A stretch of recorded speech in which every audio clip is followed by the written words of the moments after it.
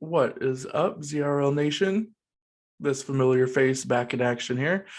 Took a little break of a hiatus, a little mental recharge, get the mind right. Everything's good to go. Just life sometimes gets in the way of stuff, but we're good to rock and roll. We're gonna start right back here talking about this week's episode of Monday Night Raw. Took place on Monday, April 11th, 2022. And we went live from Detroit, Michigan there. We started things off with Miz coming down for Miz TV. And by the way, we did have Jerry the King Lawler on commentary, filling in for Corey Graves, who, congratulations, was on his honeymoon with his brand new bride, Carmella. Again, congrats to them. Looked like a pretty fun wedding from the pictures I saw on social media too. Anywho, Miz comes down for Miz TV. And he says it'll be interesting to see if Cody Rhodes can lift himself a level above what he did at Mania when he beat Seth Rollins, and that's by beating him, The Miz, tonight. The crowd cheers, and Miz tells them their opinions don't matter because they cheer for the Detroit Lions. Fair. And then Miz welcomes Cody out as the American Nightmare makes his way down to the ring. Miz asks Cody if he's trying to upstage him by using all the company's pyro budget and making a 45-minute entrance. On a side note, I will say Miz was right about this, and I honestly said this myself. Cody had a long entrance on Monday Night Raw. Maybe it was just a long day. It felt like a long entrance for sure. He played to the crowd a lot. It wasn't terrible. It was just, like I said, it felt like it took forever. So Cody says it's been a long time coming that he's been in front of a crowd like this. Cody then interrupts Miz and tells the crowd to keep cheering. Miz finally is able to get a word in and asks Cody about his promo from last week's show, saying he wants to make his father Dusty proud. Miz says the reality is if it weren't for his family name, Cody would just be a plumber, not the son of a plumber. Cody says Miz's joke was clever and tells Miz that it'd be good to be a plumber right about now because Miz is full of, and then stops himself, but asks the crowd if they knew what he meant, to which, of course, they chant yes. Cody says Miz hasn't changed since he last saw him and calls him Reliable Mike. He then asks Miz if he still looks the same, and Cody says he now has crystal clear clarity on what he needs to do, and that's win the undisputed WWE Universal Championship. Miz says that Cody's good because if you beat Seth Rollins at WrestleMania, you have to be good, and that he's heard Cody will fight Rollins again at Backlash. I refuse to call it WrestleMania Backlash, by the way. It's just not. It's weird. It sounds like pushed together.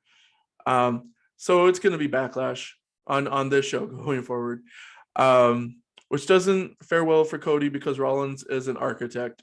Basically, Miz was hinting at the fact that Rollins didn't have any time to prepare for Cody at Mania, which isn't exactly wrong. Miz doesn't think that Cody stands much of a chance against a Rollins that has time to prepare for him. Let's see. Miz then says that he doesn't like Cody's chances at Backlash and also doesn't like his chances against Miz tonight. The crowd was going crazy, giving Miz a lot of heat. The Detroit crowd was super fired up. So right out the gate.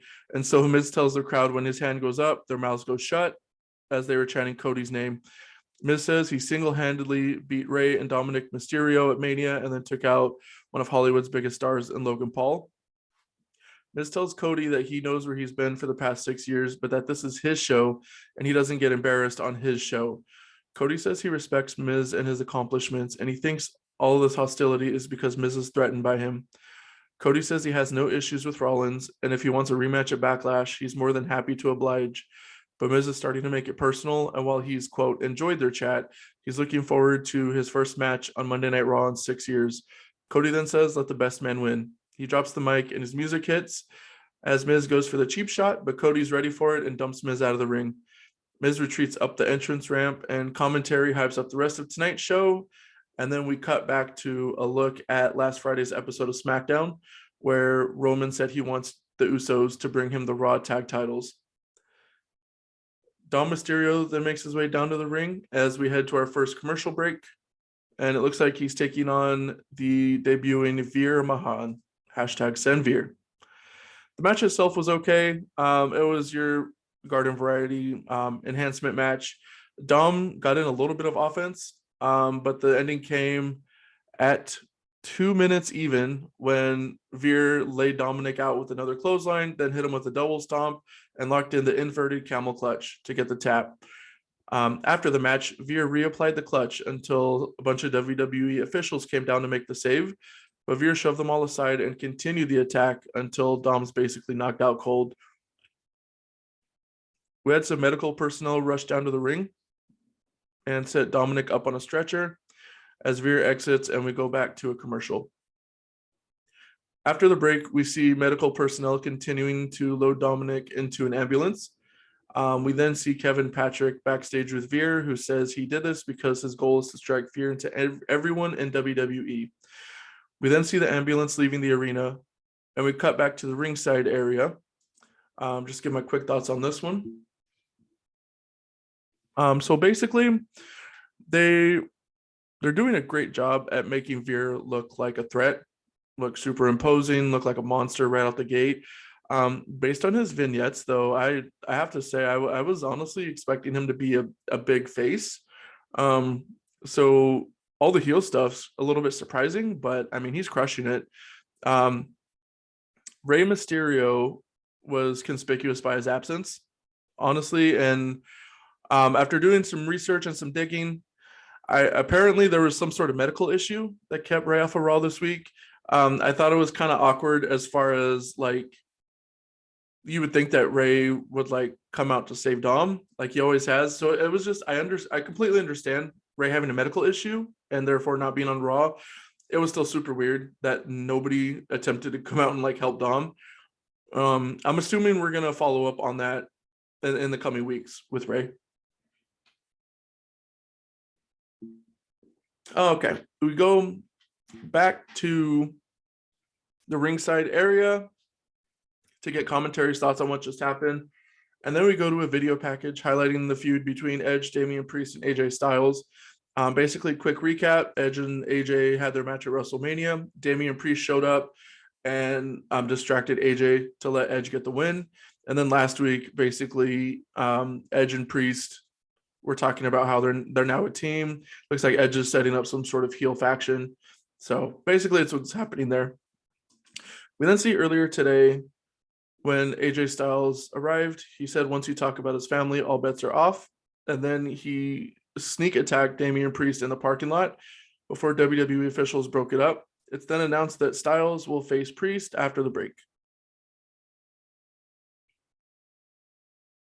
Now, the match itself was really good, as you might assume, between Priest and AJ. The ending was super, super weird. So in 9 minutes, 57 seconds, they fought to a no contest. Basically, what had happened was AJ was looking for the phenomenal forearm, but Priest drilled him with a kick that sent AJ out of the ring. Damian then kneeled in the center of the ring. The lights go out, and a blue light started shining down on him. The lights went out, and we went to a commercial from there. Came back from the break, and then we see a replay of what happened with Priest before the break, and it just looks like the match is over because we immediately went to Sarah Schreiber, who was with AJ backstage. Sarah said AJ must have more questions than ever after what happened. AJ says he doesn't care about what happened and that nothing's stopping him from getting to Edge. We then cut back live into the arena, and we see Miz making his way down to the ring for our next match. Cody and Miz crushed it, by the way. Great match for sure. A lot of people were hating on the fact that Miz was going to be Cody's first opponent on Raw in 6 years. It's just trolls being trolls, honestly, is what I chalked that one up to. I think Miz was a perfect opponent. His selling has improved dramatically over the last couple of years. Miz is one of the better stars on Raw, in my opinion. So when I saw Cody and Miz was announced, I thought it was perfect. You don't want to, use all your bullets right out the gate, if you will, pun intended. You don't want Cody to have all the big matches on Raw. You want to build to him, build to all these big opponents that he's going to be having. Not that Miz isn't a big opponent, but I mean, I think this match was just fine for his first one back. Before the match started, though, Seth Rollins' music hit and he came out to commentary. Um, Again, like I said, good match, got a good amount of time. Cody pinned Miz in 11:38 with the Crossroads. Um, Great job, both men involved. After the match, Rollins got into the ring. He startled Cody with a fake attack, but said he has a microphone and says he heard all the things Cody said on Miz TV earlier, including the word rematch. Seth said Cody had every advantage heading into Mania since he was the surprise opponent, and then Rollins challenges Cody officially to a rematch at Backlash. Cody says absolutely yes, and then Rollins dances all around the ring while laughing maniacally. We then see a package of Kevin Owens' confrontation with Ezekiel, Elias's younger brother. Then we go to the back where Kevin Patrick is with Raw's newest star, Tommaso Ciampa, finally up on the main roster. Ciampa is then approached by Ezekiel, who welcomes Ciampa to Raw. Owens walks up and says, "It's not Ezekiel, it's Elias." Owens says he hates liars, and Ezekiel says Owens is mistaken. Ezekiel leaves, and then Ciampa tells Owens that is clearly Elias's younger brother. Owens tells Ciampa to grow up and storms off. Some people might hate the whole comedy thing. I don't see how stuff like this gets hate, honestly. I mean, I do, like, I understand why people don't like it. Um I mean, in today's day and age, you gotta have comedy in wrestling, and if you just suspend your disbelief a bit, the age-old phrase in pro wrestling, if you just suspend your disbelief, honestly, it's actually pretty funny when you think about it.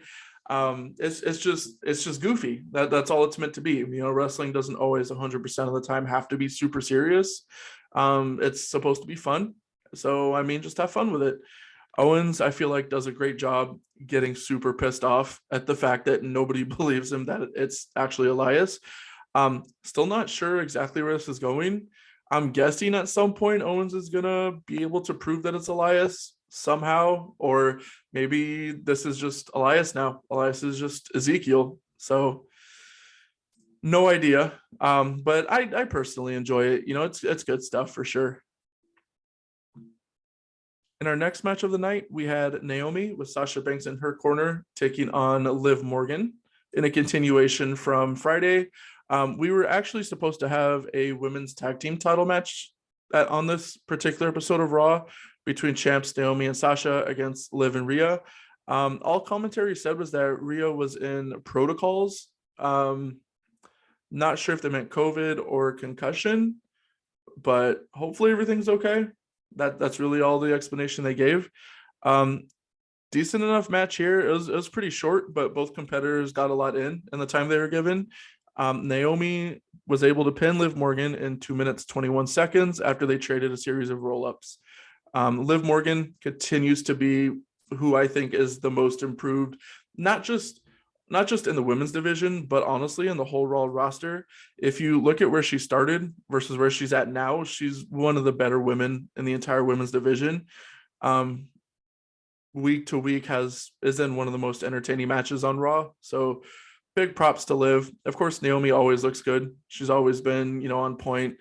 But yeah, definitely super, super proud of Liv for the strides that she's taken there. We then cut to a replay of the confrontation between Omos and Bobby Lashley from last week on Raw, where MVP turned on Lashley and sided with Omos. The almighty Bobby Lashley then made his way down to the ring, and we'll hear from him after commercial. This was supposed to be the VIP lounge between MVP and Omos, but of course Lashley came out to break it up. He says he wasn't invited to the VIP lounge this week because of what Omos and MVP did to him, so he decided to invite himself.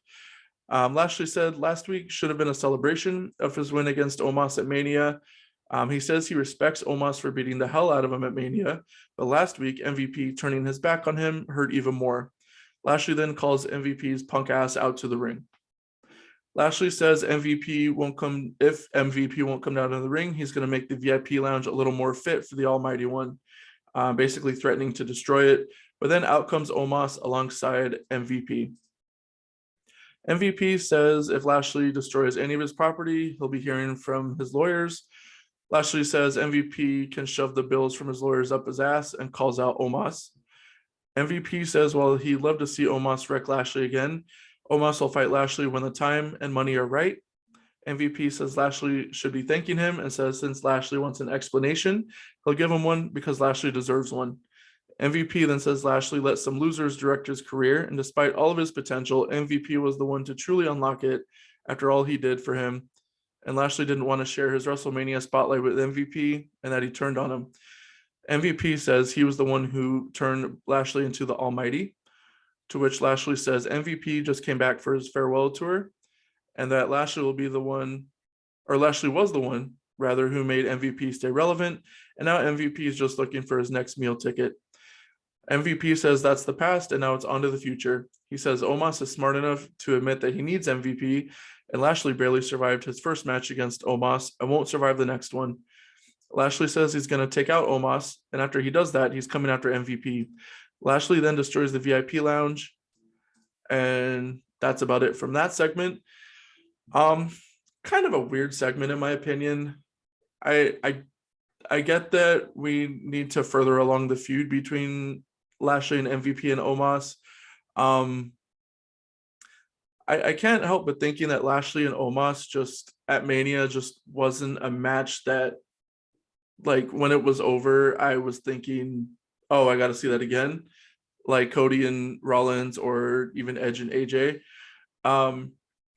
And this was just kind of a weird promo. Lashley definitely still has some way to go, in my opinion, in the promo category. A lot of it seemed kind of forced and kind of awkward. MVP, of course, pun intended, is balling on the mic. Lashley just came off sounding kind of generic, but what are you gonna do? Gonna get more Lashley and Omos, I suppose. We then cut to a video package of the last couple of weeks of the 24/7 championship storyline, where basically where we're at now is Reggie is engaged to Dana Brooke and Tamina is engaged to Akira Tozawa. We then cut to the back where we see R-Truth, Tozawa, Reggie, and a few random guys exiting the bachelor party for Reggie and Tozawa. Reggie says it was the best bachelor party ever and that Dana and Tamina are having a double bachelorette party. Truth says Reggie can't leave Dana and the title behind at a bachelorette party. And then Truth, Reggie, and Tozawa run off to crash Dana and Tamina's bachelorette party. Raw Women's Champion Bianca Belair then makes her way down to the ring as she's going to face Queen Zelina. After the commercial, we cut backstage to where Austin Theory is with WWE officials Adam Pearce and Sonya Deville. Theory says Vince McMahon promised him a U.S. championship match and tells Pearce and Sonya that he and Vince decided that the Austin wasn't necessary anymore, so he's now just going by Theory. Pearce tells Theory he'll get his U.S. title match next week. Owens comes in and calls Theory an idiot as Theory exits, and Owens asks Pearce and Sonya what kind of show they're running. Owens asks them what's going on with the Ezekiel Elias situation, and then he asks Pearce for Ezekiel's personal file. Owens asks Pearce and Sonya if he can put Ezekiel through a lie detector test next week, which they accept. So, not sure how that's going to go. It's probably going to come back that Ezekiel's telling the truth. I don't know. The craziness continues. Sonya then says that she's made a deal for Bianca Belair's first Raw Women's Championship defense. Sonya doesn't reveal who it is as we head back to the ring, where we see a replay of the breakup between Queen Zelina and Carmella from last week. So Bianca defeated Queen Zelina in 2 minutes, 12 seconds. This is basically just an enhancement match, honestly. Bianca pinned Zelina with the KOD. And after the match, Sonya Deville immediately made her way down to the ring. We oddly went to a commercial in between there. We came back as Sonya's congratulating Bianca for beating Becky Lynch at Mania. Sonya then runs down the likes of Becky Lynch, Rhea Ripley, Liv Morgan, Mella, Alexa Bliss, Doudrop, and Dana Brooke as potential options for Bianca's first defense and says the options are endless. Bianca says she'd be happy to get in the ring with any of the women Sonya just named, but no matter who she faces, she's going to walk out as the Raw Women's Champion, just like she did at WrestleMania because she's the BEST. Sonya then reveals that she has an open contract for the Raw Women's title, and Bianca should sign the contract to prove that she's the best. Bianca signs it, and Sonya introduces Bianca's opponent. Bianca turns to the stage, and then Sonya attacks from behind. Sonya plants Bianca with her finisher, grabs the mic, and says Bianca's next opponent is herself, Sonya Deville. Sonya signs the contract and celebrates with the Raw Women's title. Adam Pearce rushes down to the ring, super pissed, understandably, at Sonya, and then checks on Bianca as Sonya leaves. We then cut to the double bachelorette party between Dana and Tamina. Dana thanks Tamina for agreeing to a truce so they can enjoy their night. Tamina says after their honeymoons, it's going to be open season. Los Lotharios, of all people, interrupt. Garza and Humberto kiss Dana and Tamina on the cheek. And then Nikki ASH comes in and has male strippers to distract Tamina and Dana. Tamina reveals one of the strippers is a referee, and Nikki rolls up Dana. Tamina breaks up the pin, and that's when Truth, Reggie, and Tozawa break everything up. Truth says nobody loves the 24/7 title more than him, and that it shouldn't be about the title, it should be about love. Truth says he orders all attacks on Dana Brooke to be stopped until he officiates the double wedding with Reggie and Dana Brooke and Tozawa and Tamina, which will be next week. The party then starts back up. We then go back live into the arena where RK Bro are heading to the ring. They're going to face Alpha Academy in a non-title match after the break. After a commercial, Pearce is backstage with Sonya. Pearce says Sonya putting herself in a Raw Women's title match against Bianca is a blatant abuse of power. Sonya says there's nothing Pearce can do, and that he needs to stop being jealous that she's still in her prime. In our next match, we had RK Bro taking on Alpha Academy. Good match here, as these two teams always have. Crowd stayed hot throughout. Orton continues to be on what I'm calling a career resurgence. He's been next level since he's been in RK Bro. His energy has been super on point, his playing to the crowd. Of course, Riddle is always Riddle. You know, he's just a great baby face, which when they inevitably split up, I would love to see Riddle turn heel. I feel like Orton turning heel is the more obvious option. So to really shock everyone, I'd like to see where we go with a heel Matt Riddle. Of course, RK Bro defeated Alpha Academy in 8 minutes, 12 seconds. Gable spun out of the RKO and rolled Orton up with a backslide. Orton slid out of that, planted Gable with an RKO, got the 3 count for the win. Immediately after the match, we see a truck pulling up backstage, and SmackDown Tag Team Champions, the Usos, came out. RK Bro were watching on from the ring, and we then went to a commercial. Kind of weird placement on these commercial breaks this week.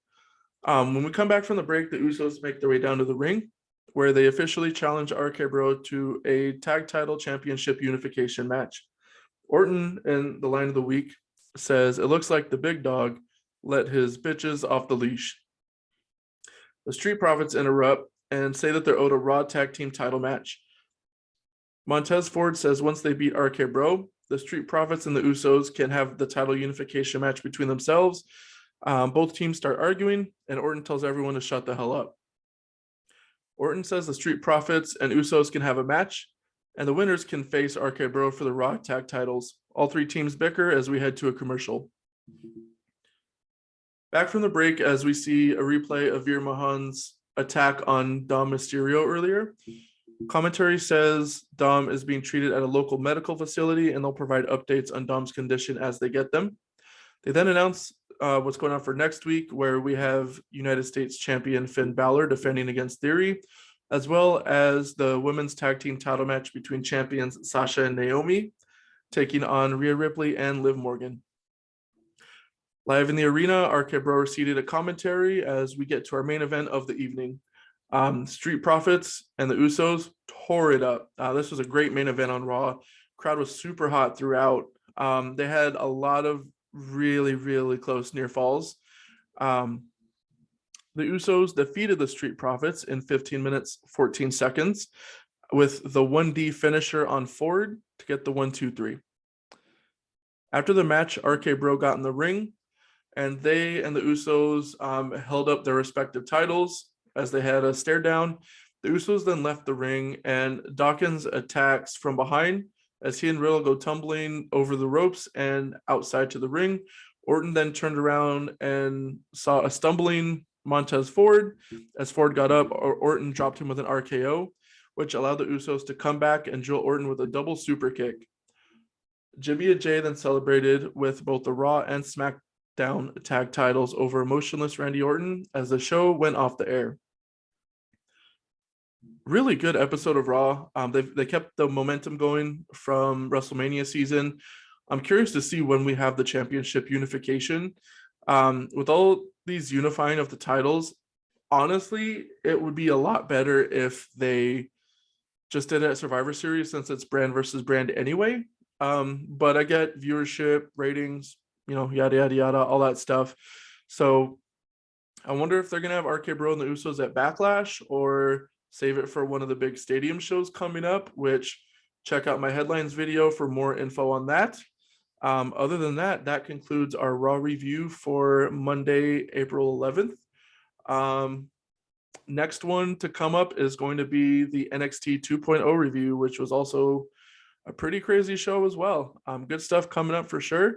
Like always, appreciate you guys watching. Appreciate you guys listening. This has been Zach Reacts. Y'all have a good one.